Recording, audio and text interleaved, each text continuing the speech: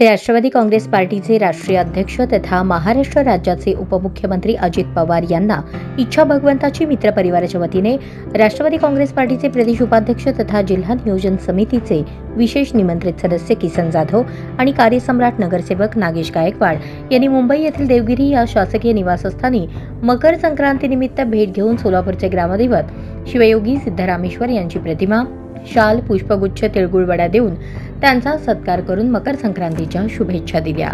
तसेच यावेळी राष्ट्रवादीचे युवा नेते पार्थ पवार यांचा देखील मकर संक्रांतीनिमित्त सत्कार करण्यात आला. याप्रसंगी राष्ट्रवादी प्रदेश युवक सरचिटणीस चेतन नागेश गायकवाड, विक्रांत उर्फ गजू शिंदे, दीपक आर्गेल, महादेव राठोड, लतीफ तांबोळी यांची उपस्थिती होती. यावेळी उपमुख्यमंत्री अजित पवार यांनी देखील किसन जाधव, नागेश गायकवाड यांच्यासह सोलापूर शहर जिल्हावासियांना मकर संक्रांतीच्या शुभेच्छा दिल्या.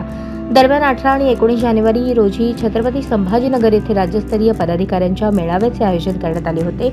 परंतु हा मेळावा आता 18 व 19 जानेवारी रोजी शिर्डी येथील पुष्पक हॉटेल येथे नियोजित करण्यात आला आहे. या मेळाव्यात राज्यातील खासदार, आमदार, जिल्हाध्यक्ष, शहराध्यक्ष तसेच राष्ट्रवादी काँग्रेस पार्टीचे प्रदेश विशेष निमंत्रित सदस्य आणि पदाधिकारी यांचा सहभाग असणार आहे.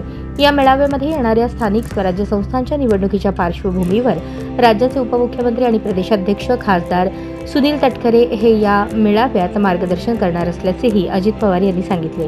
यावेळी सोलापूर शहरातील विविध विकास कामांच्या संदर्भात उपमुख्यमंत्री अजित पवार यांनी किसन जाधव यांच्या समवेत चर्चा केली. येणाऱ्या काळात सोलापूर शहराच्या सर्वांगीण विकासासाठी सहकार्य करणार असल्याची ग्वाही यावेळी अजित पवारांनी किसन जाधव यांना दिली.